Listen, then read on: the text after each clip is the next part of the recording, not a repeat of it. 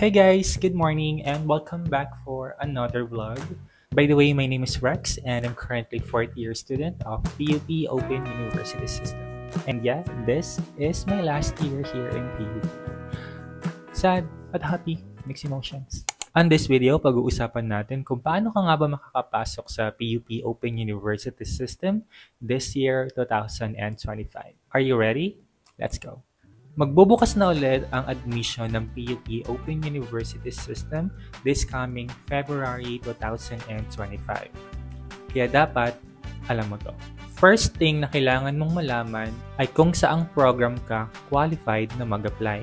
Dapat alam mo ang pagkakaiba ng POPSET OUS at CAPE PUP OUS. Magsimula tayo sa POPSET OUS. Ano nga ba ito? This is the student of PUP or POPSET OUS.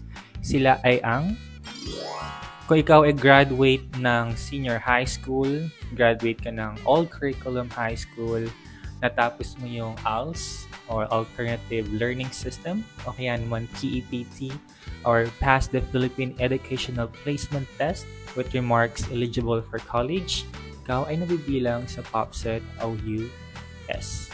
Meaning to say, Polytechnic University of Philippines College Entrance Exam Test, Open University System.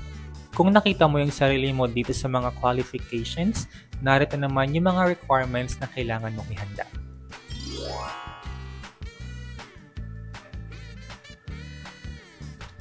Pwede mong i-pause itong video o kaya naman makikita mo siya dito sa baba sa description box below. Kung nandito ka sa mga qualification na to, dito ka belong sa POPSET OUS. Ngayon tapos na tayo sa POPSET OUS, pumunta naman tayo sa KPUP OUS. Graduate ka ng 2 or 3 years diploma courses, TESDA, Technical and Vocational Programs, Formal System only. Ikaw naman ay Certificate Program, Associate Program. Kung nakikita mo yung sarili mo dito sa qualifications, narito naman ang requirements ng KPUP OUS.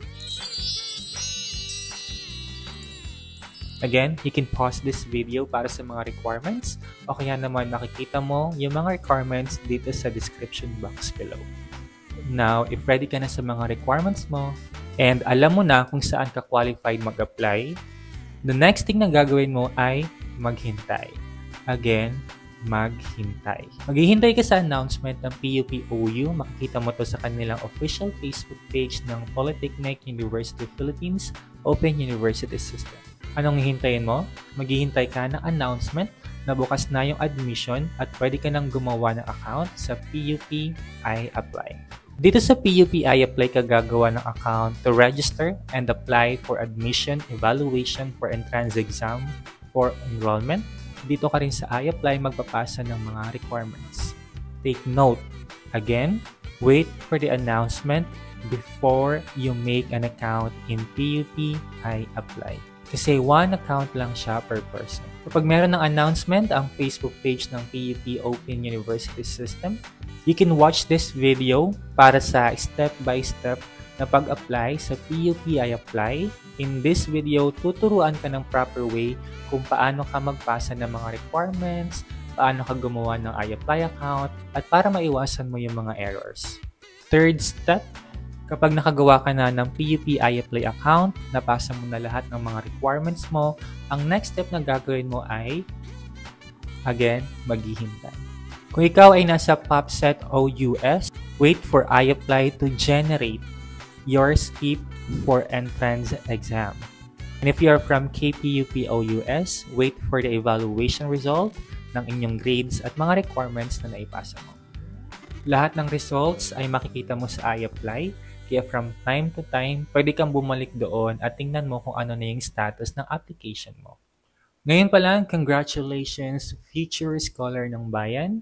You can also watch this video para sa mga tips kung paano ka makakasurvive sa inyong freshman sa PUP Open University System. Kasi ngayon pa lang, sasamahan ko kayo mag-manifest this year na sana makapasa kayo sa PUP Open University System. And there you have it guys. If you like this video, don't forget to subscribe, share, and like this video. At At syempre, ipamalita mo sa mga kaibigan mo para marami pa tayong makapagtapos at makakuha ng diploma. Good luck and God bless!